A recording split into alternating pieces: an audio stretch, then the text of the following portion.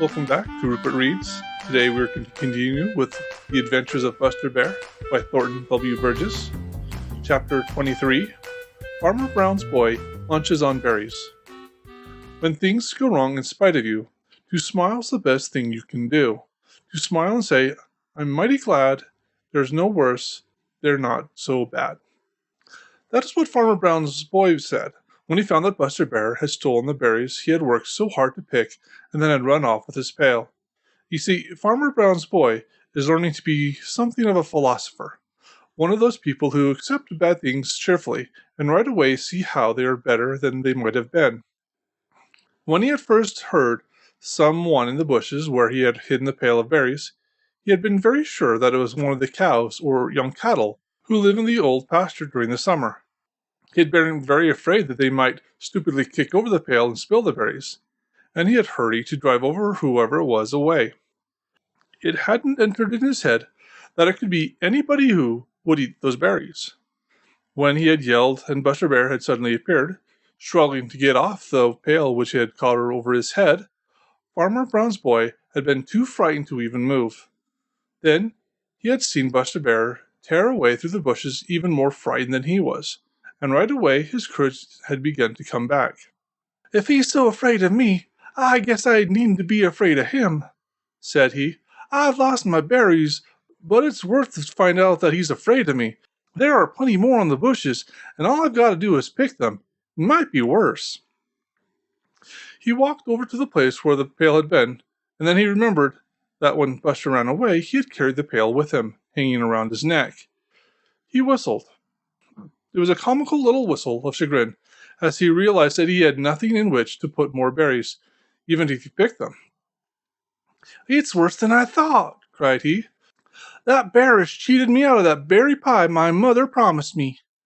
Then he began to laugh, as though he thought how funny Buster Bear had looked with a pail around his neck, and then, because he was learning to be a philosopher, he once more repeated, It might have been worse, yes, indeed, it might have been worse. That bear might have tried to eat me instead of the berries. I guess I'll go eat that lunch I left by the spring, and then I'll go home. I can pick berries some other day. Chuckling happily over Buster Bear's great fright, Farmer Brown's boy tramped back to the spring where he left 2 thick sandwiches on a flat stone when he starved to save his pails of berries. My, but those sandwiches will taste good, thought he. I'm glad they are big and thick. I never was hungry in my life. Hello! This he exclaimed right out loud, for he had just come in sight of the flat stone where the sandwiches should have been, and they were not there. No, sir, there wasn't so much as a crumb left of those 2 thick sandwiches. You see, Old Man Coyote had found them and gobbled them up while Farmer Brown's boy was away.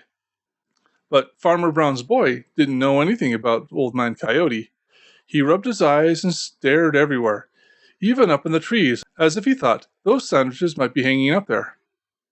They had disappeared as completely as if they had never been there, and Old Man Coyote had taken care to leave no trace of his visit.